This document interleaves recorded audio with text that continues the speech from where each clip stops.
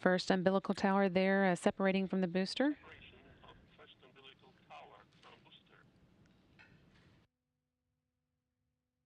30 seconds now until launch.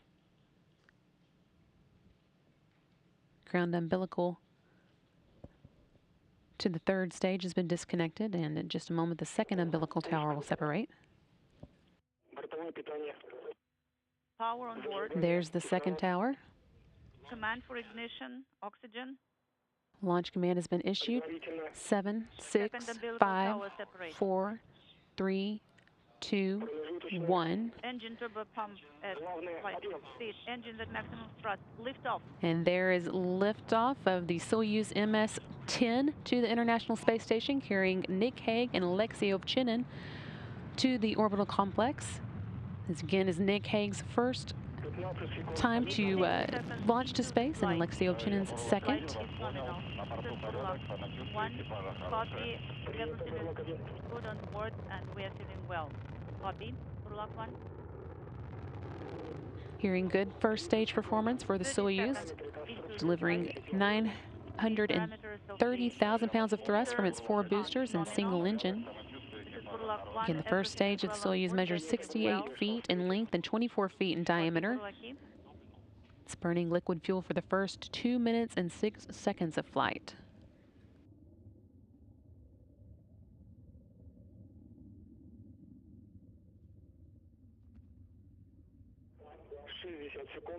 $60 seconds into the flight.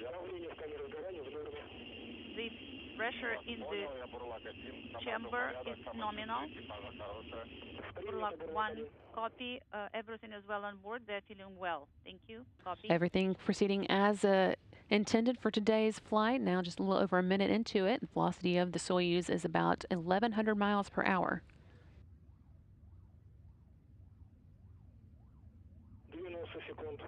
View here of the crew inside the Soyuz now making their way to the International Space Station. Nick Hague there at the top of the screen and Alexey Ovchinin at the bottom. This is Burlak 1, copy. Everything is well on board. The crew is feeling well. Copy.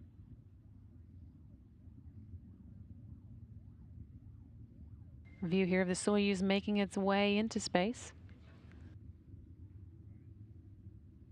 Everything looking good, proceeding nominally. Inaudible. And we have the escape tower for the Soyuz now jettisoned.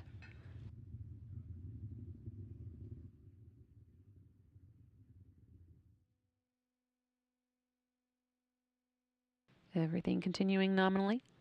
4 strap-on boosters have been jettisoned, and they've completed their job, dropped away at an altitude of 28 statute miles. Soyuz traveling about 3,350 miles an hour.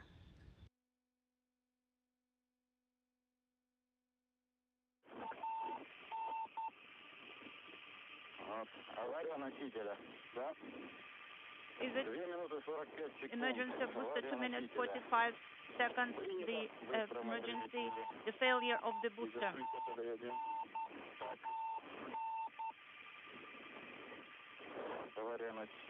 Failure of the booster.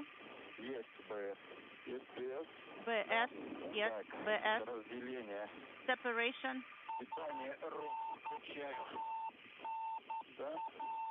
Enable power.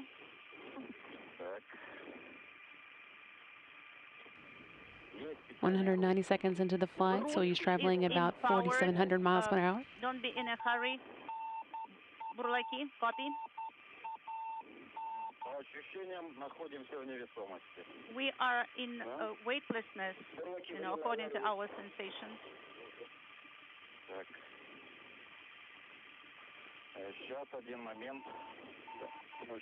Stand by.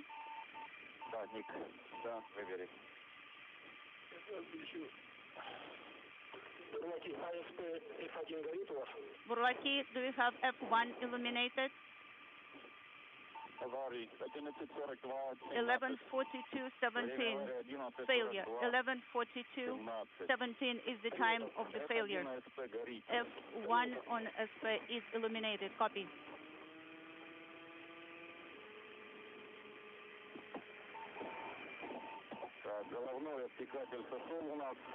His shroud is separated.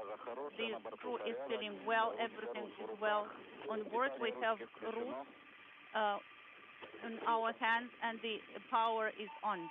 Copy. So what are the recommendations of the ground? What about the separation? Did the separation go through? Yes, it did. 11:42:55. Burlaki, did you deactivate Rus power? No. Did you activate the Rus power? Yes, the Rus power is on. ON. Now, please send BS command. Ballistic descent command is sent from Rus controller. Copy. 11:45:30. BS has been sent. We have the indicator illuminated.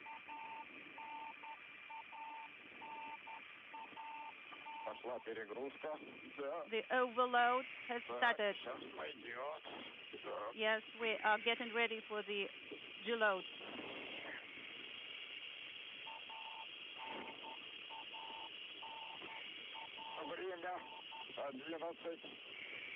Time 12:46. Deload is 6.7. Copy.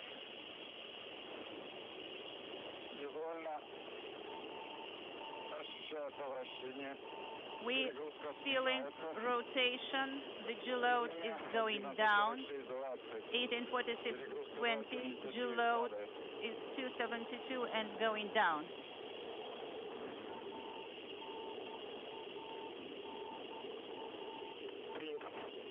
Copy, Burlaki. So tighten the straps in work. Hearing there that there has been an issue with the booster, and we're standing by for information as we continue to get it from the Russian flight control team, but everything seems to be fine with the crew. We had good comm with them, and they are okay. We continue to wait for more information. Launch lead.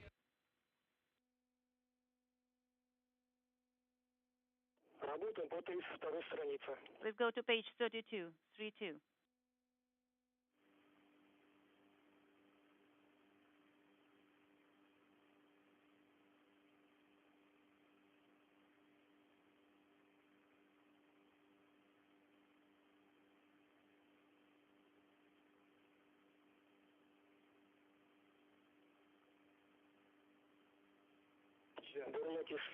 Burlaki, launch lead.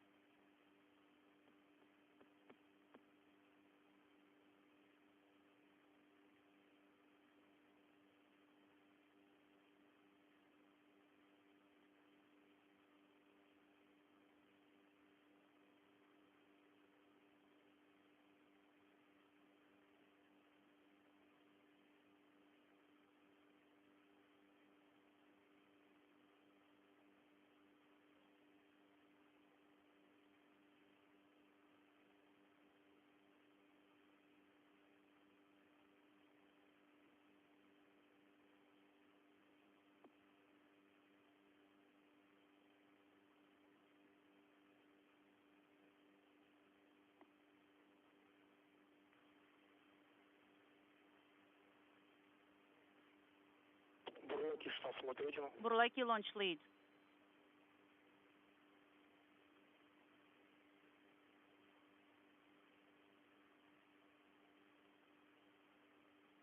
Team here in Mission Control is working with their counterparts in Russia, getting more information on the issue with the booster that has changed today's launch plan. Getting more information, which we will provide as soon as we have a little bit more. But you're seeing a live view of the control team working here, led by Flight Director Mary Lawrence. Burlaki, launch lead.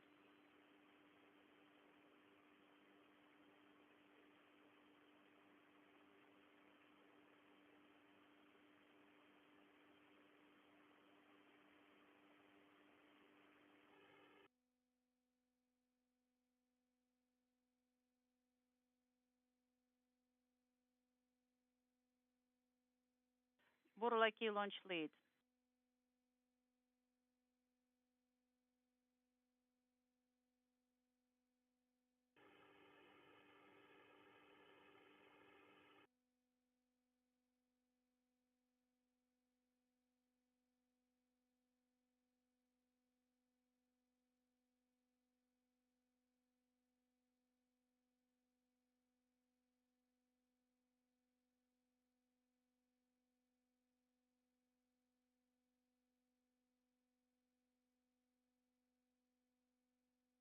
Burlaki launch lead.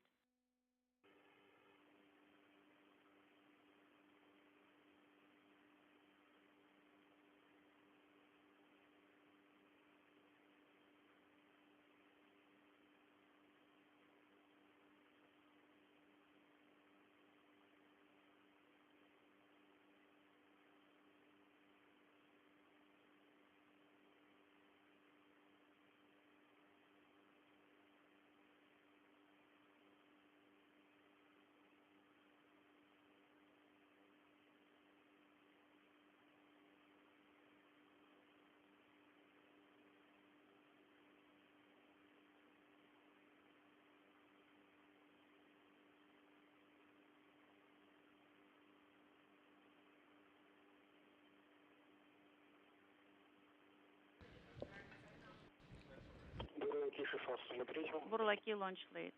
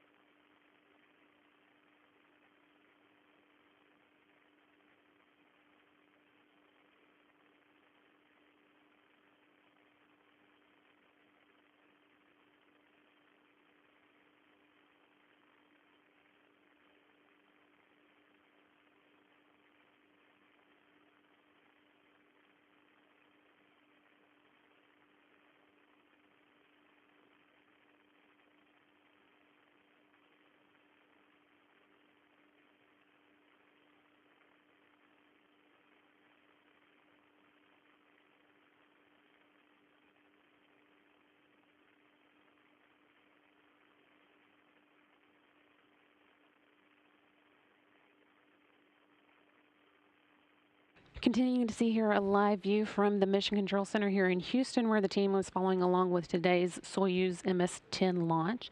That launch did have a problem with the booster a few seconds after the first stage separation.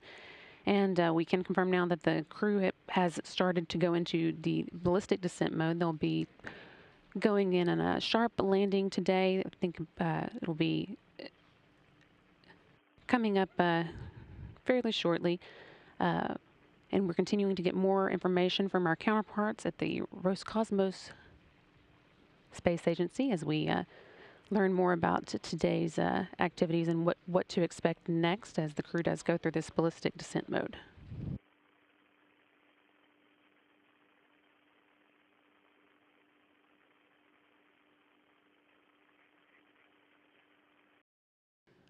This is Mission Control Houston. The search and rescue forces who took off at 3:55 a.m. Central Time from Baikonur expected to reach the area where the Soyuz MS-10 descended at about an hour and a half later, so we're about 30 minutes into that flight. We are hearing already that the forces are in contact with Nick Hague and Alexey Ovchinin on board the Soyuz, and initial reports are that they are in good condition. We will stand by for more, but again, they expected to take about an hour and a half to reach the region where the Soyuz landed east of Kazakhstan, following a ballistic descent landing that took place after an issue with today's 3:40 a.m. Central Time launch. The ballistic descent does mean that the Soyuz module comes in more steeply than it would on a normal landing trajectory, which means that the crew is subjected to higher G-forces during the descent, but it is a known mode of descent that crew members have gone through before. Again, that took place following today's 3:40 a.m. Central Time launch of the Soyuz MS-10. And the crew on board, Nick Hague and Alexey Ovchinin, have been in contact with the rescue forces, which are on their way to the landing site. Expected to reach it probably still about an hour from now.